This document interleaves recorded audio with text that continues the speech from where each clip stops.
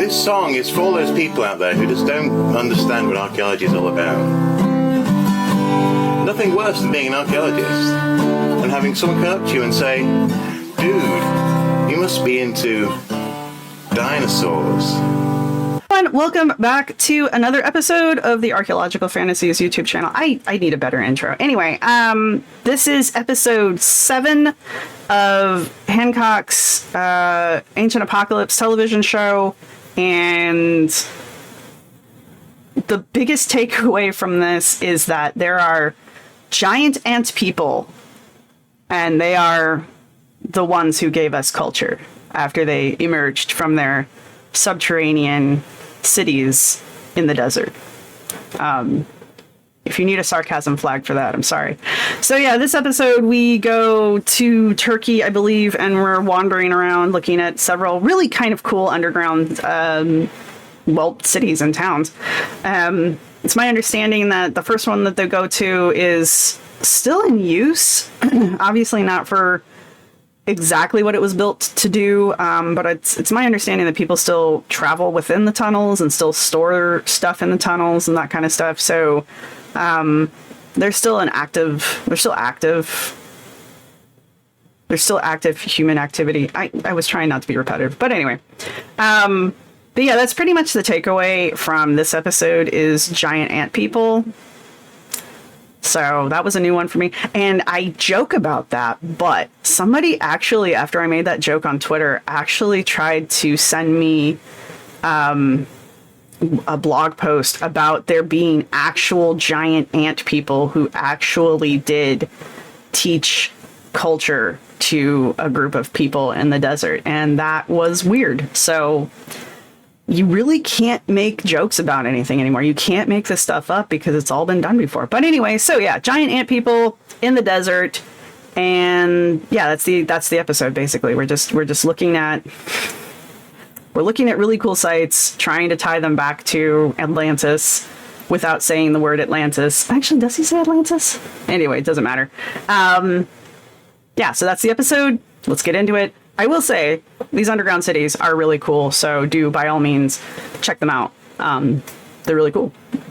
So there's an ancient survival bunker deep underground, built not just to shelter a few people, but to shelter thousands. Mainstream historians have long debated its purpose, but I believe it might just explain how this lost ancient civilization I've been looking for became lost. This is the story of Derinkuyu.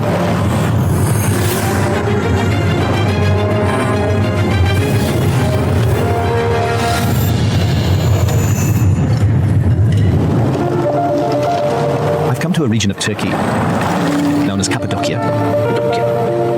About 240 miles northwest of those mysterious enclosures of Göbekli Tepe that were intentionally buried.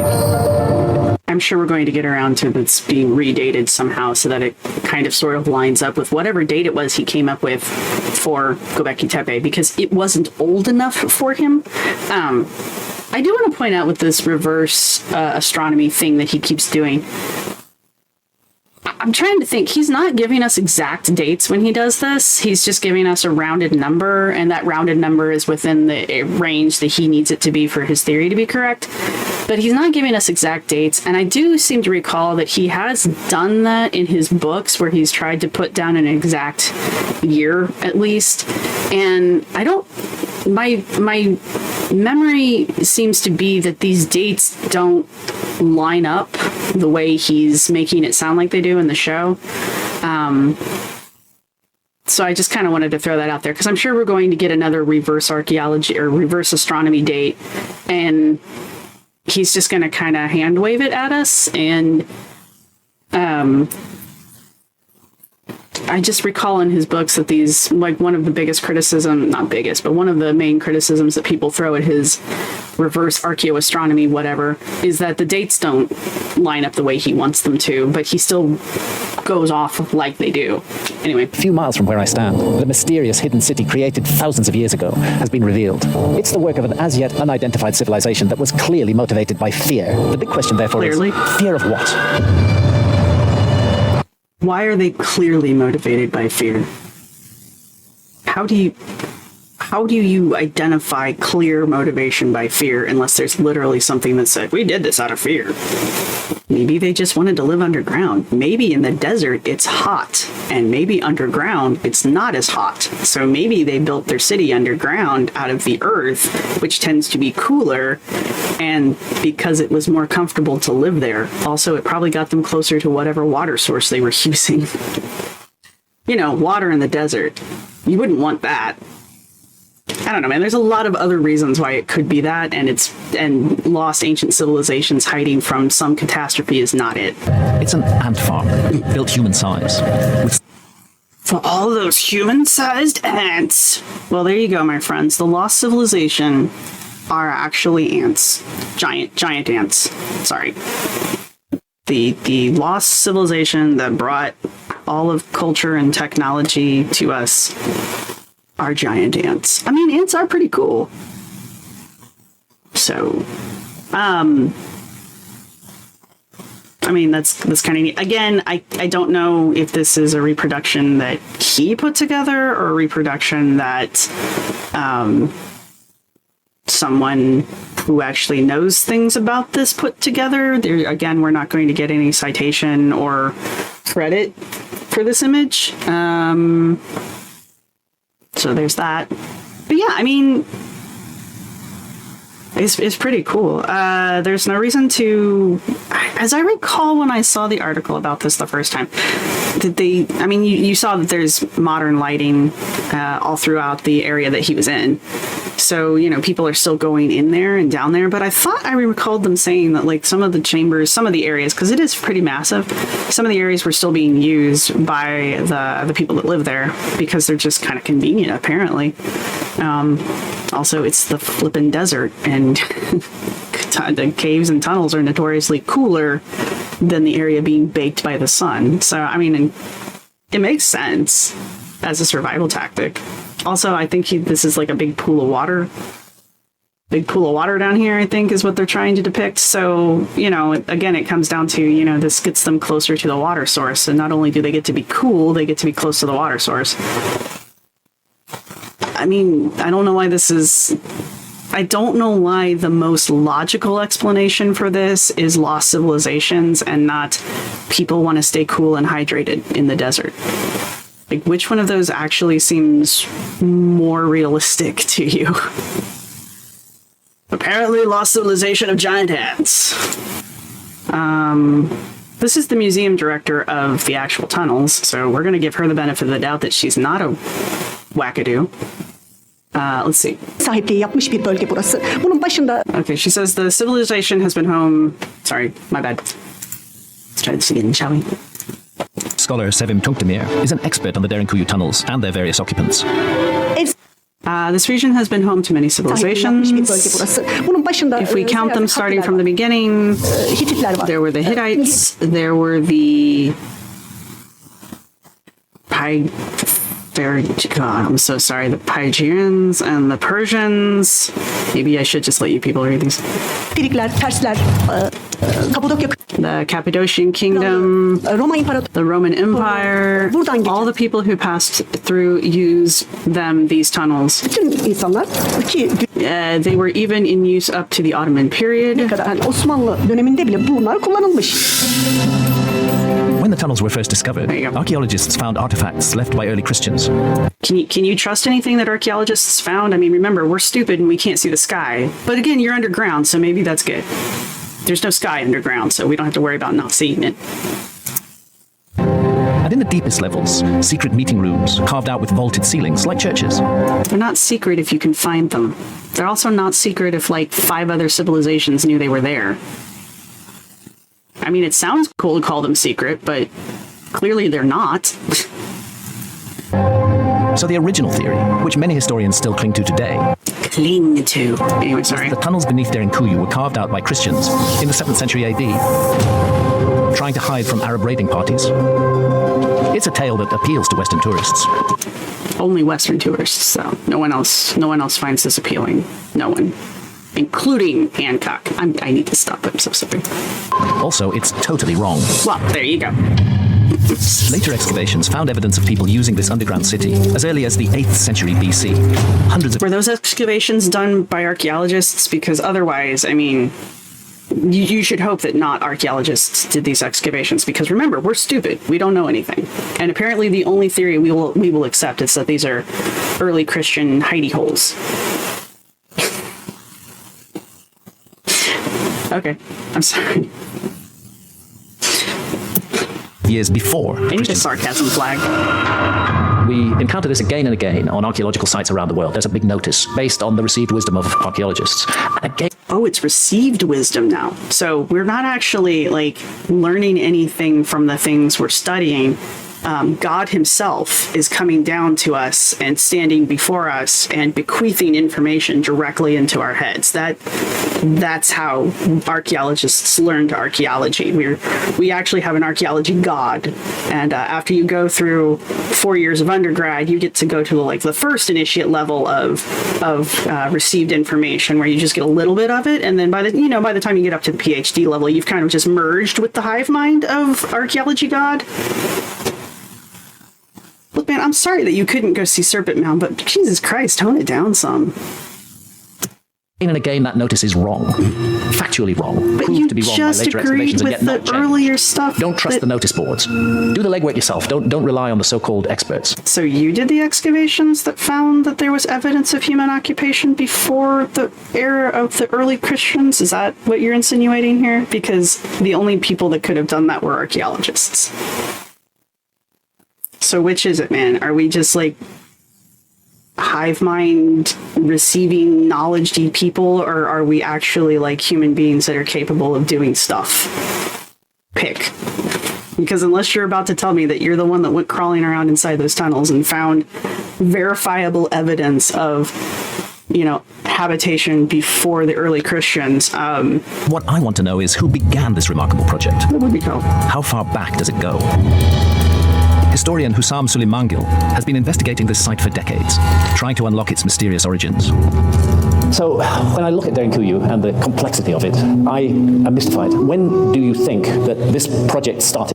There are several different theories about it, and none of them is really proven by science. Right. They couldn't find any written information. They couldn't find any organic material to use the carbon date. Are there any carbon dates at all? As far as I know, there is no carbon dating. Why are we talking to this guy? Because he literally just said we can't verify anything you just said. I am mystified. When do you think that this project started? There are several different theories about it, and none of them is really proven by science. So there's several theories, but none of them are proven by science. Right. They couldn't find any written information. There's no information about them. Find any. There's no organic material to get a carbon date from. And remember, we can't date stone. Organic material to use the carbon date. Are there any carbon dates at all? As far as I know, there is no carbon date. There are no carbon dates. This is, I think, going to be an important detail, not too far in the future here. That's extraordinary. So the date is still a big mystery. Okay. I have my own theories. We should start a drinking game. I need to create the rules for a thinking game for all of the people who are going to watch this after me. Every time he says, I have my own theories, I feel, or I believe, you have to take a sip.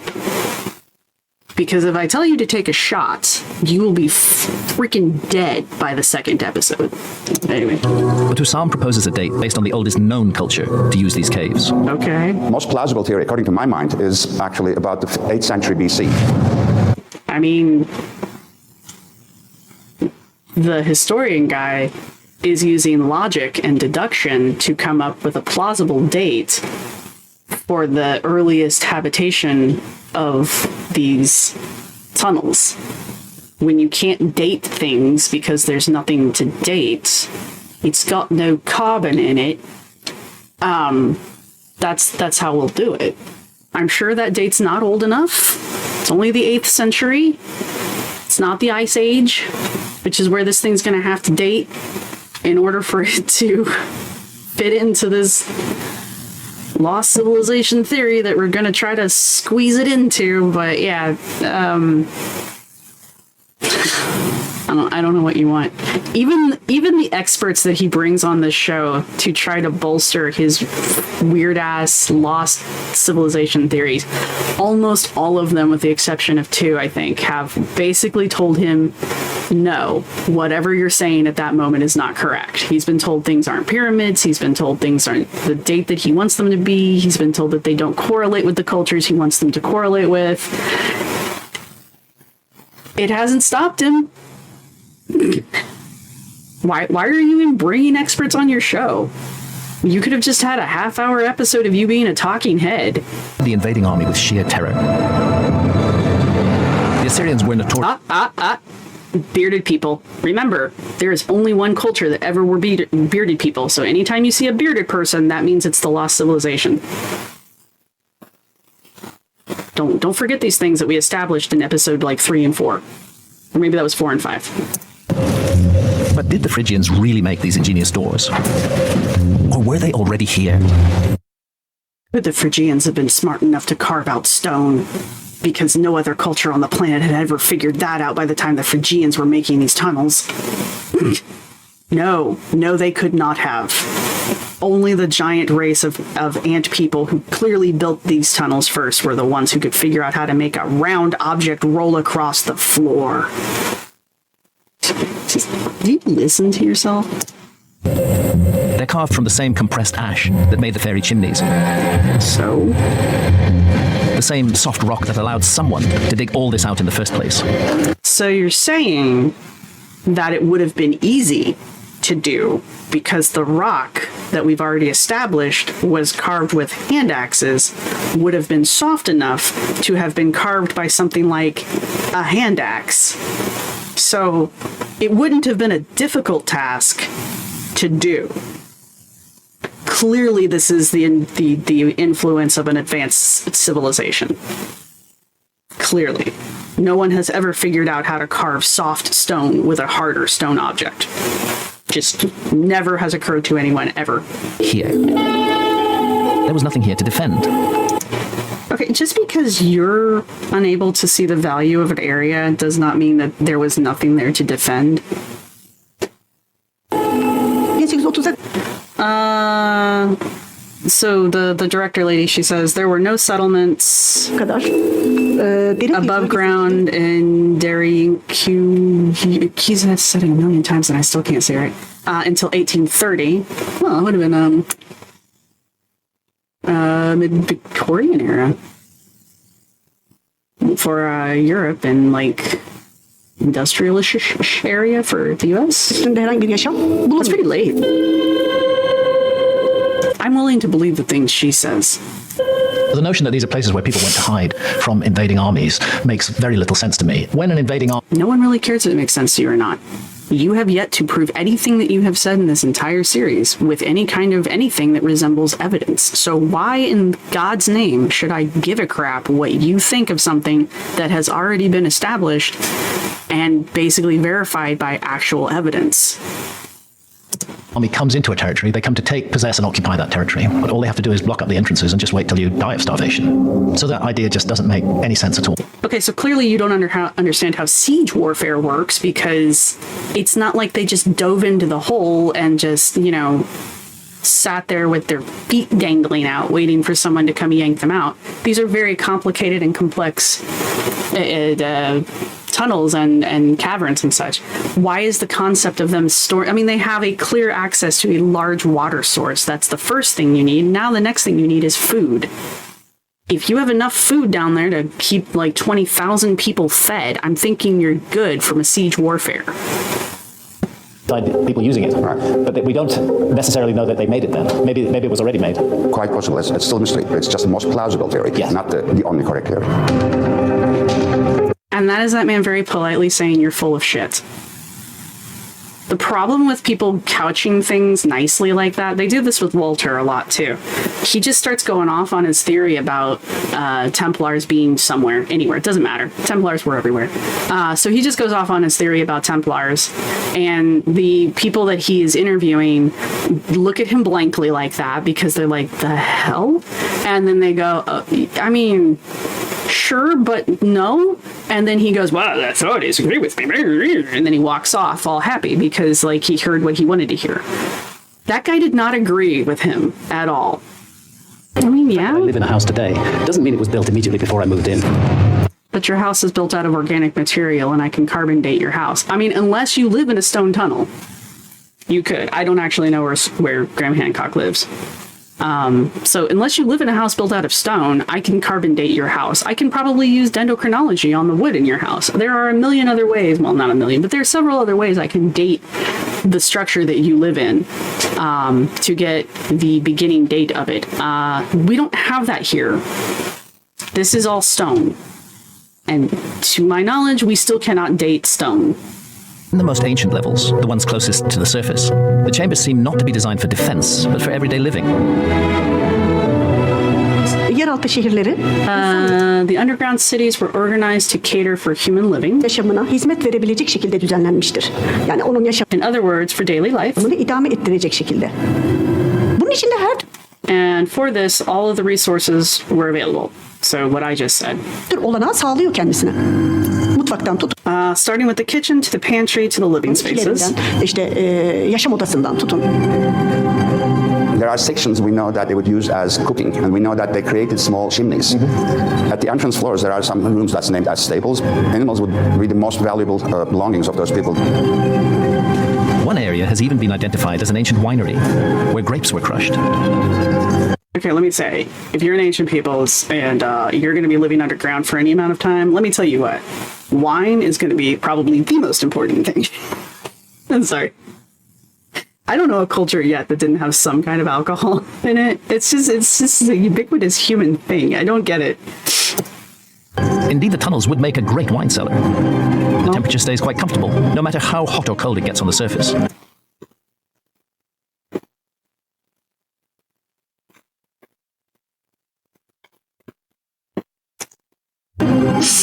Food would have stayed fresh longer down here. It's clear that Derinkuyu was created to be used by a substantial population. There is evidence that suggests that Derinkuyu may go back as far as the last ice age. Really? What? It concerns those telltale marks left by hand axes on the walls of Derinkuyu. Just a mile outside Derinkuyu, Turkish archaeologists exploring an ancient riverbed found several hand axes and stone tools dating back to around 9,500 BC, the end of the last ice age. The same sort of tools that shaped Derinkuyu's shallowest and oldest chambers. 1. A hand axe describes any kind of tool that can fit into your hand and can be used in a way that you would use an axe, so for chopping or for bludgeoning. 2. Just because you found Ice Age stone tools, which are really cool, does not mean that those are the exact same tools that carved out this tunnel. 3. Prove this statement with some kind of evidence, like, I don't know, finding one of those Ice Age hand axes here. And 3, stop reaching. That was 4, sorry. Since no one disputes that this chamber was carved out at the end of the last ice age, there's no reason why Derinkuyu couldn't have been made at around the same time. Yes, there is a lot of reasons, but, you know, why bring them up? Reveals its depth. 17 miles away. What they found was an underground city that's even larger than Derinkuyu. Okay, 17 miles away, the average person could walk 10 miles in a day, so it's 2 days away on foot from Derinkuyu. So, and this could, I mean, I don't know the dates, so without even knowing the dates and just going off of the distance and the fact that they're both underground complexes, because it's not just one room, it's a complex. Just by going off of the distance between them, it literally could be the same group of people. And I don't know why it's so mind-blowing that a desert-dwelling society would want to live underground where it's not hot. And also, as in the last picture, closer to the water. The tunnels at Kaimakli run 8 stories deep over an area wider than Derinkuyu. Based on the number of storage chambers carved into the walls, archaeologists think this bunker could have supported up to 3,500 people.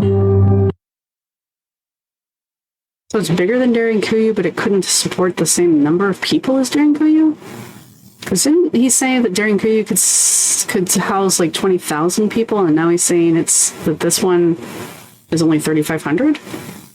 Did he forget a zero, or I don't know. Sometimes I can't tell if there's just like a blip, an unintentional slip, or I don't know. In fact, archaeologists have confirmed that at least 6 other underground complexes in Cappadocia are connected to one another by similar underground passages. To my thinking, this changes everything. I really don't care what your thinking is. If you find 20 underground, basically cities within an area that people could easily walk between, and then you're also finding some of these underground cities are literally connected to each other underground. What that tells me is that the people who were living in this desert area chose to live underground either for comfort or convenience, or maybe both. And it's clearly a successful survival tactic that they replicated throughout the area, and so it was common for the culture group in this area. I don't need a lost race of human savior peoples to have carved these tunnels, especially since we've already established that this is very soft stone. So clearly it's very easy to do. We've also established that in several of these areas there are cooking areas, there were stable areas, there was a winery. These were built to be lived in. These are towns. You are looking at underground towns. Obviously, this was the preferred way of living in the frickin' desert. But no, let's go with lost civilization of peoples. There has to be another explanation for why these places were made, which makes better sense than hiding from invading armies. Okay, so we're slowly connecting the lost civilization of people to Zoroastrians. And the sacred texts also tell us that the onset of this fatal winter would be heralded by a serpent in the sky. And here we go. This is what the serpents have all been building up to. He is going to make the claim, either in this episode or in the next episode, that all of the serpent imagery is actually ancient peoples depicting a fatal asteroid coming out of the sky and striking the Earth, causing a massive extinction episode, which is going to be the Younger Dryas. Which, the problem with all of this is, none of this lines up. And it's just not going to, it doesn't work. None of these things line up. So basically he's just stringing random events together and claiming that all of these random events, if he redates them, remember, he's been redating everything throughout this entire series. He's been giving us new dates that work better with his theory that he has feelings and beliefs for, but no evidence for. So he's been redating everything so that it will all line up. My other thing is that I think if you sit down and you look at the actual, I know I'm clapping, you sit down and you look at the actual dates that he claims that he's coming up with this reverse astronomy thing that he keeps doing, again, I don't think those dates line up either, but since he's just kind of spitballing the date for us in the show, we don't know that. I think you have to go through the books and the articles that he's written over the years to get the dates that he's claimed in order to make a timeline to see that even the math for those don't work. I was waiting for this. This is what I was waiting for. It is 23 minutes into the second to last episode, and we are finally here. This is where I thought we were going, and I have not been proven wrong yet. Also, we've said the word Atlantis, which, on the one hand, I'm excited for because I'm glad to be right. On the other hand, I kind of wish he had buried the lead. I really wish he had gone the entire season without saying Atlantis. That would have been refreshing. But anyway. The Yima myth is just another one of those myths that archaeology assumes don't mean anything, and yet it speaks of a terrible freezing winter descending. Well, just because you like to dismiss people doesn't mean that archaeologists dismiss people. Like, we acknowledge that human beings are intelligent creatures and have always been so because clearly we're still alive. Just because you can't seem to acknowledge that doesn't mean the rest of us do, so please quit projecting. The stunning implication is that during the Ice Age, an advanced civilization, whose influence spanned the globe, coexisted with the hunter-gatherers who we know were also present at that time. Extraordinary claims require extraordinary evidence. The extraordinary claim that is being made here is that every culture across the planet, the entire planet, is connected, and all of them, no matter where they were located on the planet, were able to witness a comet strike around the time of the Ice Age. And all of them decided to depict this comet strike as a serpent falling from the sky, even though none of them have that actual imagery anywhere in any of the art that he has shown. And he is also claiming that the knowledge that was passed on to the people who came after the lost civilization were bequeathed to them by the surviving members of the lost civilization after the extinction event that occurred when the comet struck the Earth. Other than saying, I feel, I believe, he has, and those are not forms of evidence, he has provided nothing to connect any of these things. Remember, this is the structure he kept trying to say is a pyramid, and even the guy who kind of sort of was working with him on his weird lost civilization theory, even that guy kept telling him, this is not a pyramid. It's not a pyramid. He kept telling him that, and Hancock decided that this was a pyramid regardless. Just keep all of that in mind. Persuaded that the origin of serpent symbolism has to do precisely with those serpents in the sky that we... I'm literally trying to think of any of these serpents that he has shown us, any of them that have been connected with sky imagery. And with the exception of Quetzalcoatl being a feathered serpent, I believe he could fly, I can't recall, but even in that story that he chose to share with us, Quetzalcoatl came across the water in a boat powered by serpents.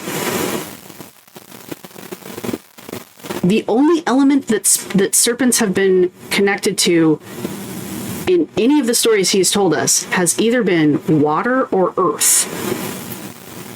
There's not been a single one of them that I can recall that has been associated with even the air, let alone the sky. I take that back. There was the serpent in the sky warning that the last poorly retranslated myth said. One. There's been one story of a sky serpent. We are on episode 7. So that was episode 7. I hope you are all aware now that you owe all of civilization to giant ant people. And we should probably start making altars to our giant ant overlords. Hopefully they weren't fire ants. Those things suck. Anyway, if you have made it this far in the video, leave an ant in the comments section. If you didn't see that coming, you're not paying attention. Yeah, so that's the episode. It's kind of like the Bimini Road one. There's really not a whole lot that I mean, I had stuff to say, obviously, but like, as far as a wrap up, I don't really have anything to say. People were building into the ground because A, they could, and B, it was probably cooler there, and also it got them closer to water.